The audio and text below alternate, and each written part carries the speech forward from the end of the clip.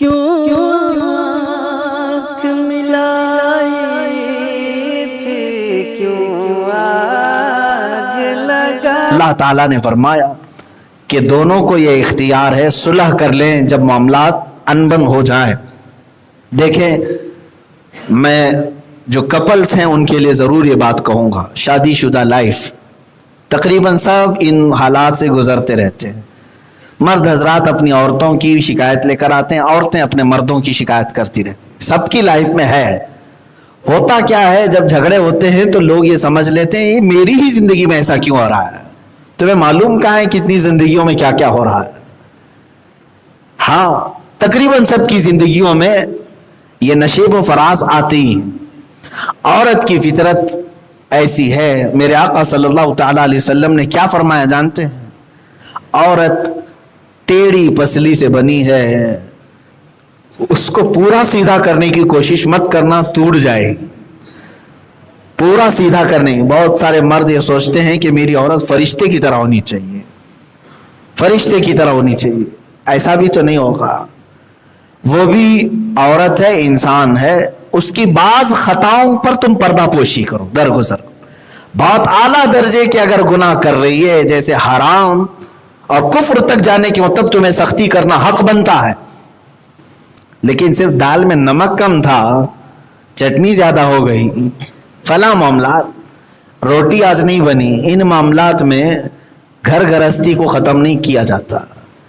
اب تو حالات ایسے ہوئے کہ اخبار میں ہم نے یہ بھی تک پڑھا، ترکی میں ابھی ایک نیوز آئی تھی، عورت اپنے شوہر سے طلاق لے رہی ہے مقدمہ کر کے۔ کس بات پر جانتے ہیں؟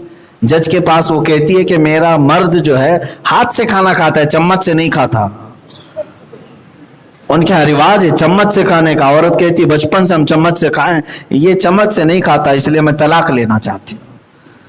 تو طلاق، چمچ والی طلاق، یہ اس طرح کے بھی معاملات بہت سارے گھروں میں ہیں۔ بات شروع ہوتی ہے بہت چھوٹے بات سے اور اس کو لمبی دور تک لے جاتے ہیں شیطان، یا ہر ایک شادی شدہ زندگی کے ساتھ کرتا ہے۔ تمہیں کیا کرنا چاہیے؟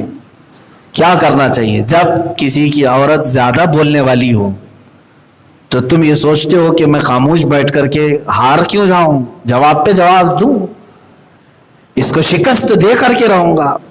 اور جب زیادہ نہیں بن پاتی ہے تو گردن پکڑو، ایک دو تماچے لگاؤ اور اس کو ادھر ادھر مارو، یہی تو ہوتا ہے۔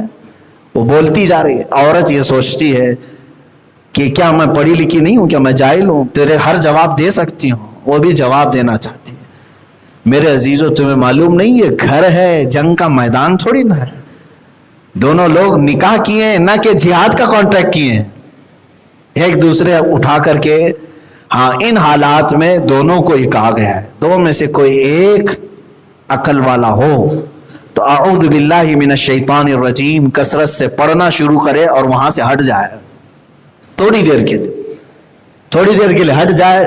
پھر اللہ رب العزت کی بارگاہ میں تم نے کہا ہے اعوذ باللہ من الشیطان الرجیم، کیونکہ یہ تمہیں شیطان لڑا رہا تھا، تم نے اللہ کی بارگاہ میں کہہ دیا اے اللہ میں تیری پناہ مانگتا ہوں یہ شیطان مردود سے، اب اس کے بعد نبھانا پھر اللہ کی ذمہ ہے، تم ہٹ جاؤ وہاں سے۔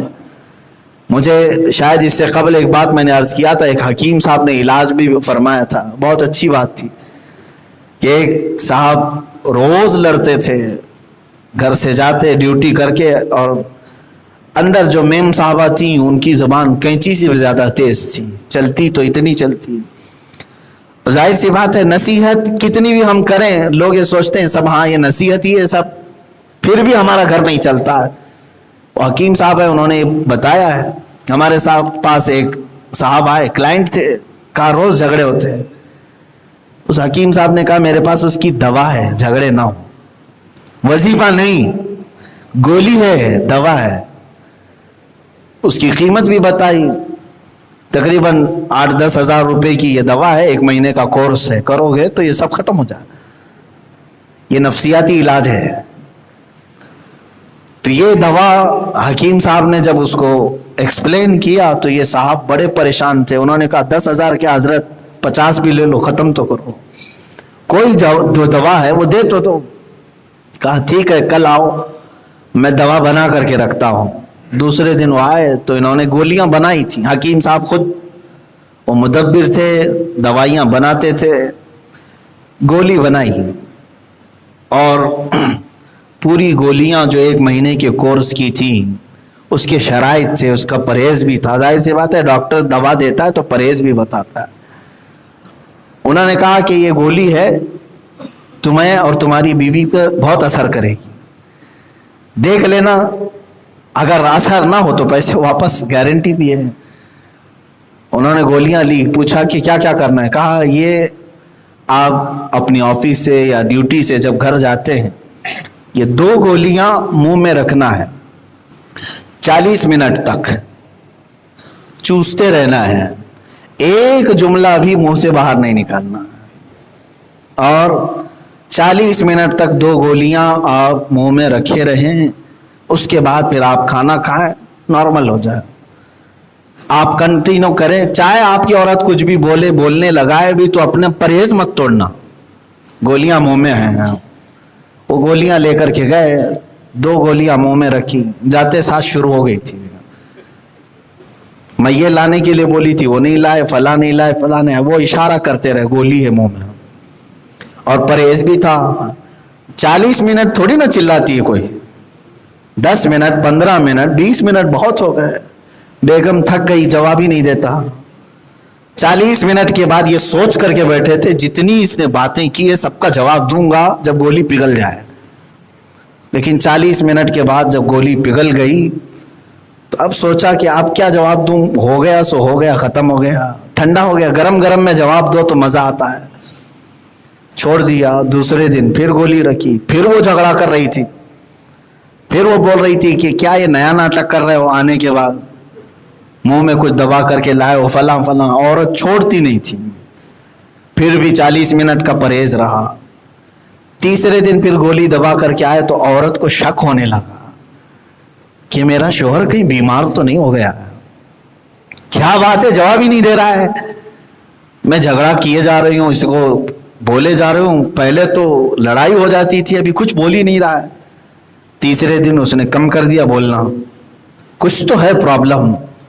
लेकिन तीसरे दिन वो क्या करती है, मोहब्बत से करीब में आकर बैठकर पूछती है, हुआ क्या है बताओ तो सही, 2 दिन से कुछ हुआ है तुम्हारे साथ, बाहर कुछ हादसा तो नहीं हुआ, कुछ बहुत ज्यादा टेंशन लेकर के आ रहे हो। वो साहब इशारा ही करते रहे 40 मिनट तक, कुछ नहीं बोले। वो खातून चौथे दिन पूरा दिन भर टेंशन में रही कि मेरे शोहर को कुछ हुआ है। मेरे अजीजों, ये औरतें जो झगड़ती हैं ना, वो सिर्फ जुबानी झगड़ती हैं, दिल में उनके भी मोहब्बत होती है, वो अपने शोहरों से मोहब्बत रखती है। ये अल्लाह ताला ने उनको बांध रखा है मोहब्बतों में। 4 दिन हुए, वो परेशान हो गई।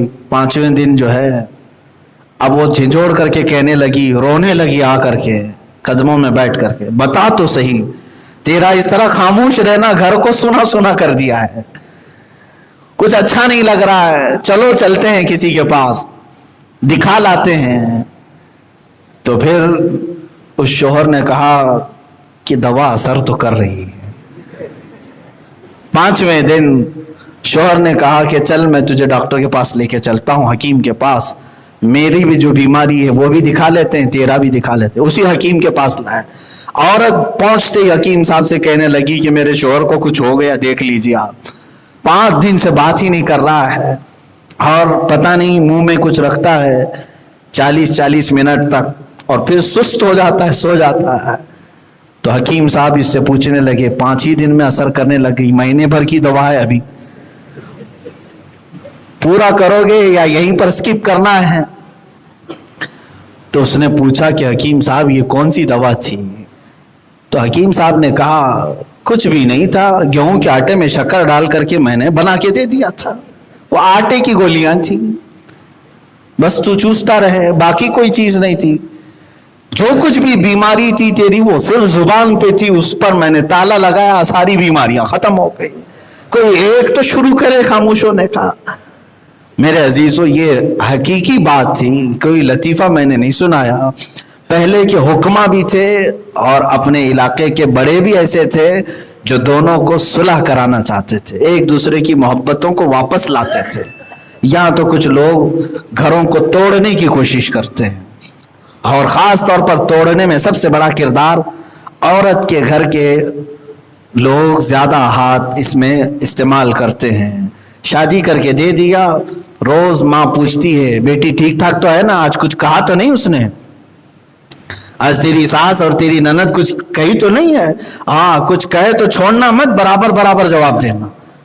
ادھر سے وہ آرڈر دیے جا رہی ہے، ادھر یہ نیا نیولے گھر میں آئی ہے اور اپنے گھر کے آرڈر پاتے ہوئے یہ گھر میں رات جمانا چاہتی ہے۔ میرے عزیزو، میں ان خواتین سے بھی کہنا چاہتا ہوں، اپنی بیٹیوں کو صبر سکھاؤ۔ جس گھر میں سے وہ شکایت بھی کرے تو ماں اپنی بیٹی کو صبر کی تلقین کرے، کہے کہ بیٹا میں نے اس سے بھی زیادہ مصیبتیں اپنی زندگی میں دیکھی ہیں، تو چند دن صبر کر لے، انشاءاللہ خوشی کے دن تیرے گھر میں بھی آئیں گے۔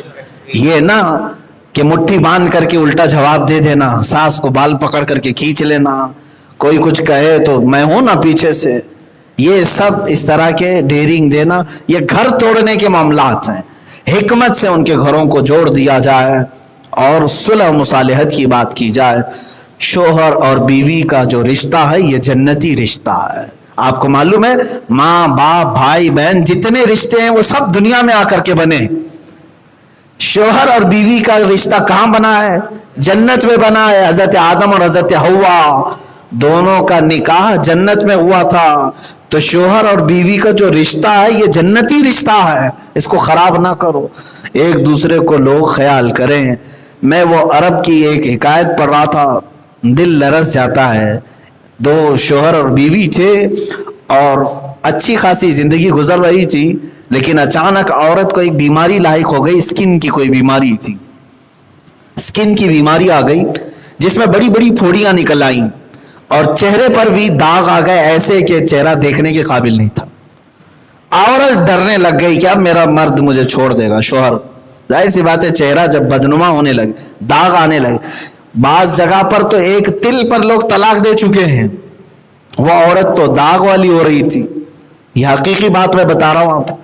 اور رونے لگی، ڈر کر کے اللہ کی بارگاہ میں دعا کرتی تھی کہ میرا چہرہ کچھ تو صحیح سلامت ہو جائے۔ اس کا علاج بھی کرانے کے لیے وہ جگہ جگہ گھوم رہی تھی، لیکن بعض ڈاکٹروں نے کہا تھا کہ لا علاج بیماری وہ بڑھتی جا رہی تھی۔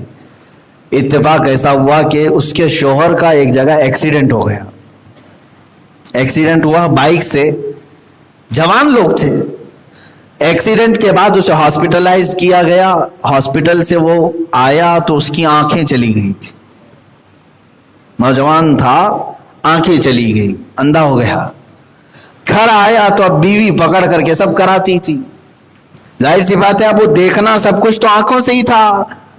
اب عورت دل میں یہ سوچنے بھی لگی کہ میرا حسن جو تھا پہلے وہ تو دیکھتا تھا، بدصورتی آئی ہے تو اللہ نے آنکھیں ہی لے لی اس کی، اب دیکھ نہیں رہا ہے، لیکن محبت باقی تھی، کیونکہ اب جو مرد ہے وہ بغیر دیکھے عورت کے سہارے کی بیس پر چل رہا تھا، عورت ہی اس کے کھانے پینے کے انتظامات کرتی تھی، اٹھاتی بٹھاتی تھی، لیکن اس کے دل میں ایک فیلنگ تو تھی کہ چلو ٹھیک ہے میرا شوہر مجھے دیکھ نہیں رہا ہے، جتنے میرے داغ ہیں دیکھ تو نہیں رہا ہے۔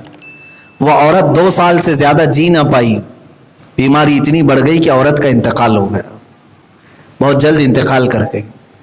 عورت کے جنازے کو لے گئے لوگ، کفن دفن کے بعد جب واپس گھر آئے، کچھ لوگ اس کے دوست و احباب جو اندھا تھا شخص اس کے گھر آئے تو دیکھا یہ اندھا خود سے برتن اٹھا رہا ہے، گلاس اٹھا رہا ہے، پانی لے رہا ہے، لوگوں کی مہمان نوازی خود سے کر رہا ہے۔ اب تک اس کو پکڑ کے چلایا جاتا تھا گھر میں، اب سب خود ہی کر رہا ہے۔ لوگ حیران ہو گئے، پریشان ہو گئے، کہا کہ تو خود سے کر رہا ہے ساری چیزیں، تجھے دکھتا ہے؟ اس نے کہا میں کبھی اندھا ہوا ہی نہیں تھا، میں کبھی نابینا ہوا ہی نہیں تھا۔ کہا پھر یہ 2 سال؟ کہا میں تو وہ نابینا بننے کا ناٹک کرتا تھا صرف اس لیے کہ میری بیوی لا علاج بیماری میں تھی، مجھے معلوم تھا وہ زیادہ دن نہیں جیے گی، میں یہ چاہتا تھا کہ جتنے دن جیے خوشی کے ساتھ میرے ساتھ جیے، کم سے کم اس کو یہ احساس تو تھا کہ میں اس کو دیکھ نہیں رہا ہوں۔ یہ فیلنگ دینے کے لیے میں اندھا بن کر 2 سال تک رہا۔ یہ میں نے پڑھا تو لگا کہ ہاں اسی کو اللہ نے فرمایا ہن لباس لکم وانتم لباس لہم، وہ تمہارا لباس ہے اور وہ تم ان کے لباس ہو۔ اللہ خاوند کی اور ازدواجی زندگیوں میں اللہ محبت عطا فرمائے۔